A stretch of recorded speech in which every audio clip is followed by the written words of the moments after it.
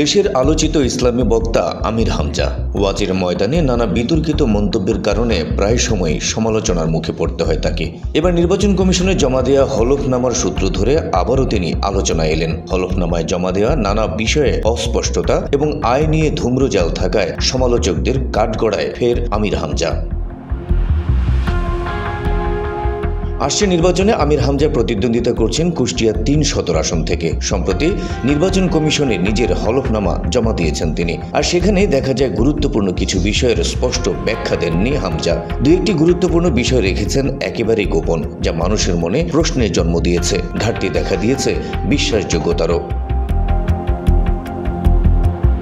জামায়াতে ইসলামের প্রার্থী আমির হামজা হলফনামায় তার বার্ষিক আয় দেখিয়েছেন ৮,৬১,৪০০ টাকা, আর পেশা হিসেবে উল্লেখ করেছেন কাপড় ও বইয়ের ব্যবসার কথা। স্বাভাবিকভাবে এটি বোঝা যায় এই ৮,৬১,৪০০ টাকা তিনি কাপড় ও বইয়ের ব্যবসা থেকে আয় করেন। কিন্তু আমির হামজা বলছেন অন্য কথা। তিনি বলছেন কাপড় ও বইয়ের ব্যবসার আয় নয়, হলফনামায় ওয়াজ মাহফিল থেকে যে আয় হয় সেটিকেই তিনি বার্ষিক আয়ের হিসাবে দেখিয়েছেন। তাহলে প্রশ্ন আসে, এটি যদি ওয়াজ মাহফিল থেকে আয় হয় তাহলে কাপড় ও বইয়ের ব্যবসার আয় কোথায়? সেটি কেন তিনি হলফনামায় উল্লেখ করেননি?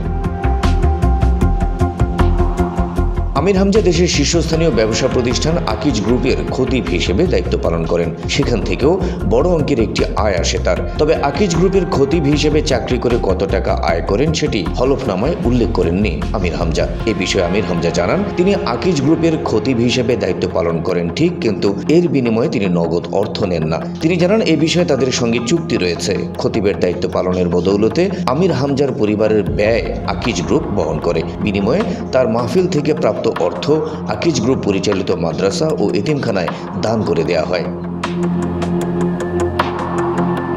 প্রশ্ন হচ্ছে, খতিবের দায়িত্ব পালনের বিনিময়ে ঠিক কত টাকা পরিবার খরচ বাবদ পান আমির হামজা? সেটি কি প্রতি মাস বা প্রতি বছর হিসেবে নির্দিষ্ট পরিমাণের অর্থ, নাকি তার পরিবারের চাহিদা অনুযায়ী সেই টাকা সরবরাহ করা হয়? আবার ওয়াজ মাহফিল থেকে প্রাপ্ত অর্থের পুরো অংশটাই কি তিনি আকিজ গ্রুপ পরিচালিত মাদ্রাসা এতিমখানায় দান করে দেন, নাকি নির্দিষ্ট পরিমাণ অর্থ?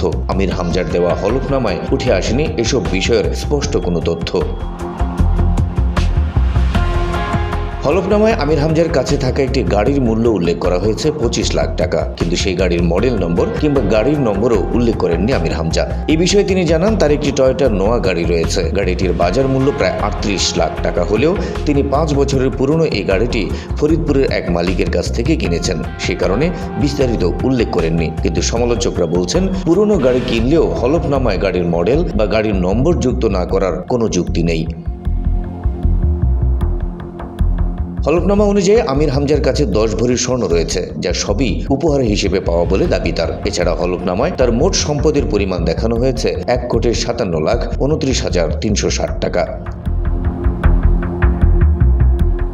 সচেতন মহল বলছেন, কুষ্টিয়া ৩ সদর আসন থেকে নির্বাচনে প্রতিদ্বন্দ্বিতা করতে যাওয়া আমির হামজার হলফনামায় দেওয়া তথ্যগুলো আরও স্পষ্ট এবং ত্রুটিহীন হওয়া উচিত ছিল। একজন মুসলিম, একজন ইসলামী বক্তা, এমনকি একজন সচেতন নাগরিক হিসেবে এটি ছিল আমির হামজার নৈতিক দায়িত্ব। কিন্তু হলফনামায় অস্পষ্ট এবং অসম্পূর্ণ